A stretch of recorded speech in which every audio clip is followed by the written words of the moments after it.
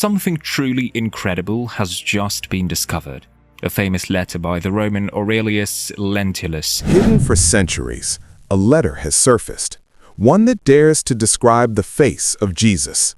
Not from a disciple, not from a follower, but from Pontius Pilate himself, the Roman governor who sent him to the cross.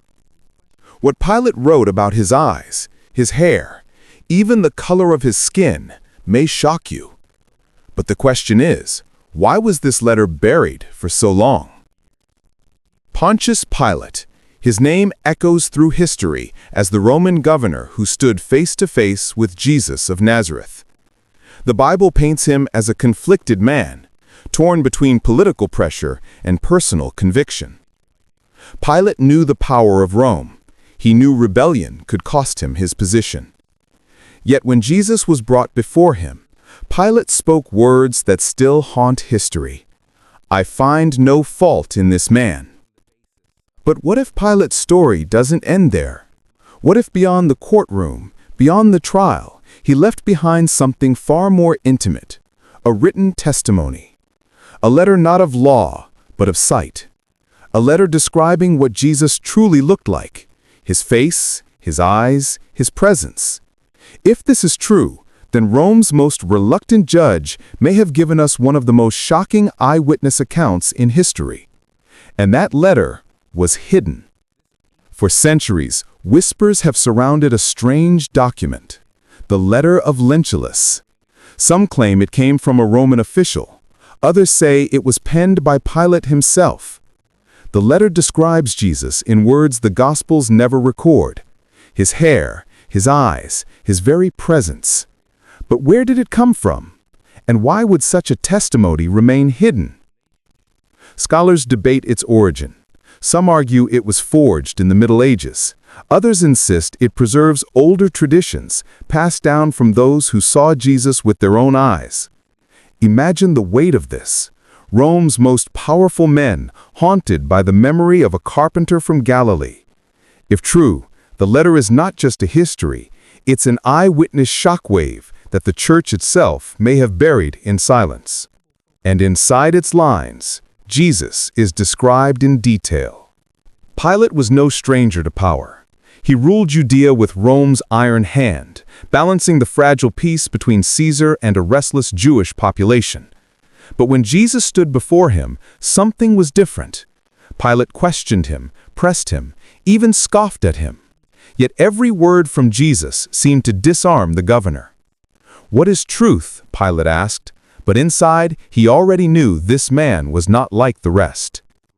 Here lies the conflict. Pilate declared, "I find no fault in him." Yet he bowed to pressure and handed Jesus over to be crucified. Could guilt have driven him to put his impressions in writing? If so, then the letter isn't just a description, it's the confession of a man haunted by his decision. The question that still lingers: was Pilate trying to preserve what he saw, or what he regretted? At the center of the letter lies a portrait unlike any other. Jesus is described with hair the color of ripe chestnut, straight near the ears, but flowing in waves below. His beard, thick and parted in the middle, matched the tones of his hair. His forehead was smooth, his face without blemish, touched with a healthy reddish glow. Most striking are the words about his eyes, bright and changeable, like the morning star. Eyes that seem to shift with light, calm, piercing, and alive with depth. Then comes his voice, not loud or harsh, but sweet and plain. Imagine it, Rome's governor, who had commanded legions and judged criminals, left in awe of a man's voice. This wasn't a king in royal robes, this was a carpenter's son. Yet his letter suggests his very presence silenced rulers and stirred admiration. And if Pilate recorded this, it changes everything. In Roman society, appearance mattered. Nobility was marked by strength, height, and commanding features. Yet Pilate's description does not exalt Jesus as a warrior or a ruler. Instead, it paints him as calm, modest, and strangely ordinary. This aligns with Isaiah 53:2. He had no beauty or majesty to attract him to him. But here's the paradox. While he may not have looked like Caesar, his presence carried a force Pilate could not explain. His eyes, compared to the morning star, echo the apocalyptic visions later found in Revelation. His voice, soft yet commanding, matched the shepherd's call in John 10:27. "My sheep hear my voice." The Romans expected power to roar, yet Pilate's account suggests that power radiated from Jesus' stillness. This was not earthly nobility, it was something higher, something that shook Pilate more than rebellion ever could. The Gospels record a detail many overlook. While Pilate wrestled with the decision to crucify Jesus, his wife sent him an urgent message: "Have nothing to do with that righteous man, for I have suffered much in a dream because of him." Imagine the weight of this. Rome's elite, shaken not by politics, but by visions in the night. If Pilate truly wrote a description of Jesus, could his wife's warning have been part of what drove him to preserve it? A man of law, confronted by a presence that defied reason. A woman of influence, tormented by dreams she could not explain.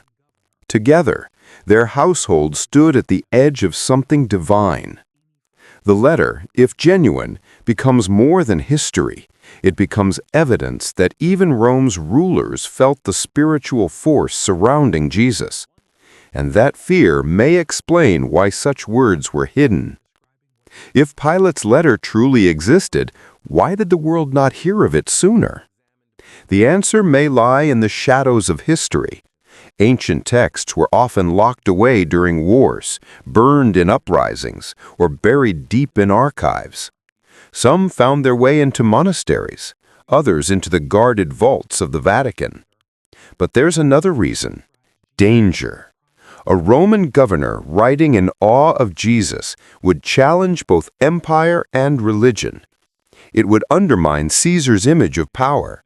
It could even ignite movements around a crucified man who was already shaking the world. So the letter vanished, whispered about, but never embraced as scripture. Not because it lacked impact, but because it carried too much. Words that painted Jesus not as a myth, but as flesh and blood. Words that Rome itself may have wanted erased. And yet, somehow, the description survived. The words in the letter sound almost poetic. Eyes bright like the morning star, a voice gentle yet strong. But what makes this shocking is how closely these details echo scripture written long before or long after Pilate's time. Isaiah foresaw a servant with no beauty or majesty, yet full of quiet strength.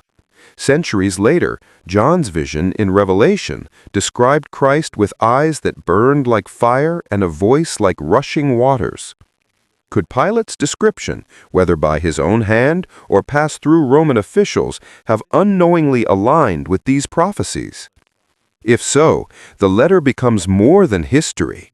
It becomes a strange bridge between prophecy and testimony, between what was foretold and what was seen. And if Pilate saw even a glimpse of that glory, no wonder he was shaken. The judge of Judea may have stood before the judge of all creation. The letter offers us colors, features, and tones, but the truth of Jesus was never in his appearance. Isaiah said he had no beauty or majesty to attract us, and yet crowds followed him. Why? Because his presence carried something greater than outward form. Think of it. Pilate describes his eyes, his voice, his calmness.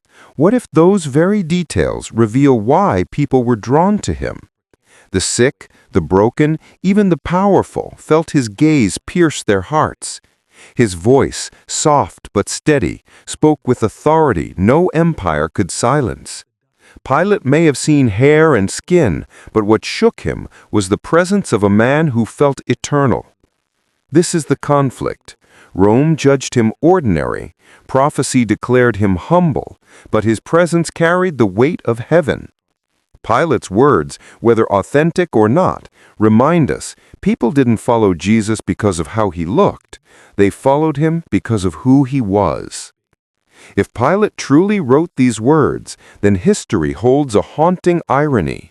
The same man who condemned Jesus may also have left behind the most vivid description of his face. A governor of Rome, shaken by the presence of a prisoner. A politician forced to judge the judge of all creation. But here is the mystery. Why does this letter still unsettle us today? Perhaps because it blurs the line between history and eternity. If the description is real, it means Rome itself confessed that Jesus was more than a man. If it is legend, it still echoes what Scripture has always declared.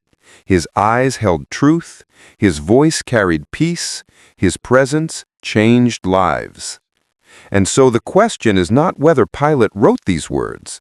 The question is, what will you do with the man they describe?